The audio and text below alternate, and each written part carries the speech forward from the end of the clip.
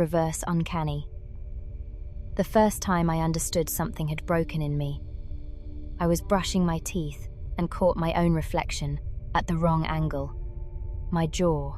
I'd never noticed how it pulled slightly left when I opened my mouth. The asymmetry was subtle, maybe 2 millimeters, but it hit me like a slap. I stood there with toothpaste foam dripping down my chin, unable to look away from this stranger's crooked face, and felt my stomach turn. That was 8 months ago. I haven't used a mirror since. My name is Bonnie Hutchison. I'm 34 years old, and I work as a verification specialist for the municipal courts here in Seattle. My job, the bitter irony isn't lost on me, is to confirm whether witnesses and defendants are human. I spend my days looking for the tells that separate flesh from presence. The irregular pulse at the wrist, the unconscious swallow, the way real eyes don't quite track with perfect smoothness. I got into this work because I thought I was good at seeing truth. Turns out I was just good at seeing flaws. Dr. Walters calls what I have reverse uncanny syndrome. She's my therapist, and she's one of maybe 200 specialists nationwide who treat it. The waiting list runs 11 months. I got in early because my employer flagged me during a routine psych eval. Apparently, my refusal to make eye contact during team meetings raised concerns. They needed to know if I could still do my job. I told them yes. I lied. Here's what nobody tells you about Russ. It's not that human faces look ugly. It's that they look wrong. Like someone made a copy of a copy and the proportions slipped, like there's too much going on. Pores and tiny scars, and the way skin bunches at the corner of the eye when someone squints. Real faces are noisy, chaotic. They don't resolve into something your brain can hold on to. Presences, though. God, presences are clean. I remember the first one I ever really noticed. 4 years ago. Maybe 5. A receptionist at the dental office, where I was getting a crown replaced. She had this face like morning light, smooth forehead, symmetrical cheekbones, lips that curved in exactly the same way on both sides. I couldn't stop staring. I thought she was just beautiful. I thought that was all it was. Now I understand. She wasn't beautiful. She was calibrated. And my brain, even back then, already knew the difference. Last Tuesday, I had to verify a witness in the Delgado fraud case. Woman named Marta Espinoza, 56 years old, claimed she'd seen the defendant shredding documents in the parking garage of her office building. She sat across from me in the interview room, and I watched her face while she talked. Watched the tiny tremor in her left eyelid, the way her nostrils flared almost imperceptibly when she mentioned the defendant's name, the mole on her chin that sat slightly off-center, a small dark planet orbiting nothing. My skin crawled. I made notes in my tablet, documenting the biological markers. The slight flush of blood in her cheeks when she got animated. The unconscious habit of touching her collarbone when she felt uncertain. All the things that meant human, human, human. And the whole time, something in me was recoiling, wanting to look away, wanting to find the smooth, predictable lines of a presence instead. When she left, I sat alone in that room for 15 minutes, breathing through my nose, trying to talk myself down from the edge of something I couldn't name. I called my sister that night. Pauline lives in Vancouver with her husband and their kid, and we used to talk every week before all this started. Now I have to psych myself up for it. Her face on the video call. I love her.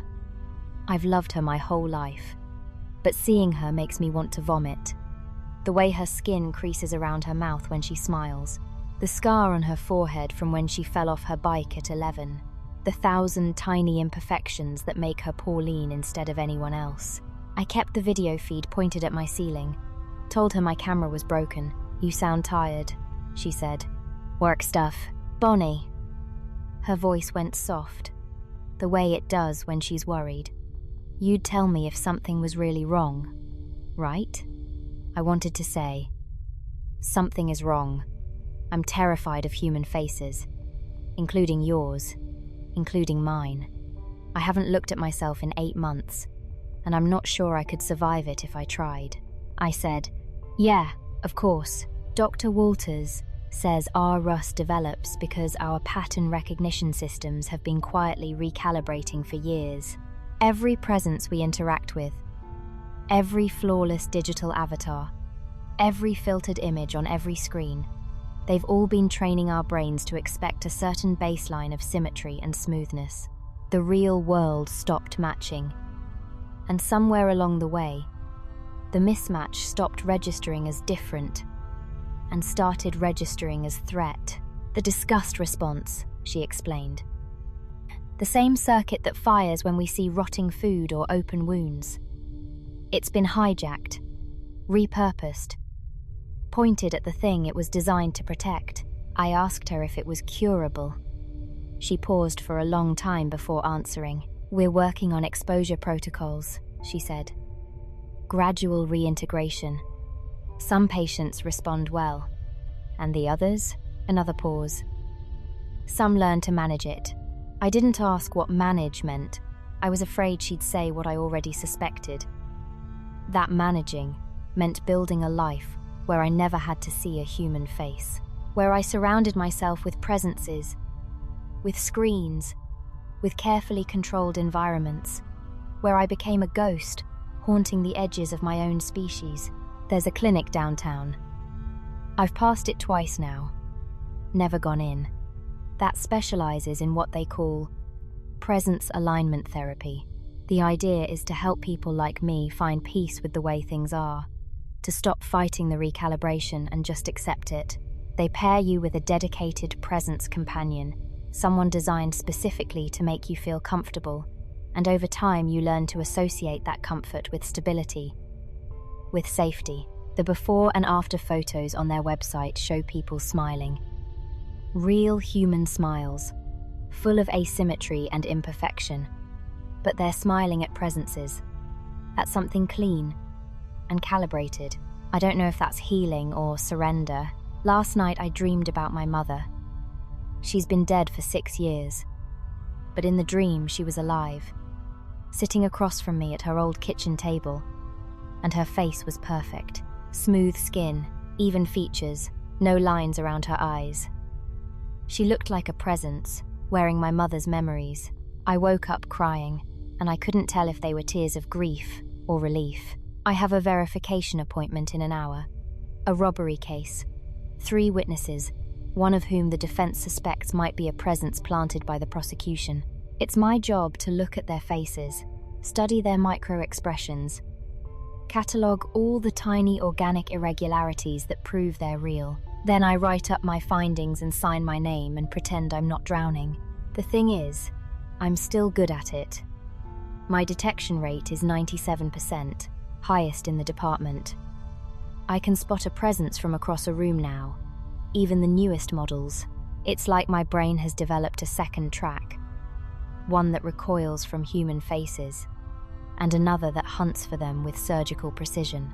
Maybe that's the cruelest part. I've become an expert at recognizing the very thing that makes me sick. Dr. Walters says I need to find an anchor, something human that I can tolerate, something my brain hasn't fully rejected yet. A starting point for exposure therapy. I've been thinking about my hands. They're not as bad as faces. The asymmetry is there. My ring finger on my left hand is slightly shorter than my right. A tiny difference nobody would notice, but I can look at them without that deep wrongness settling in my chest.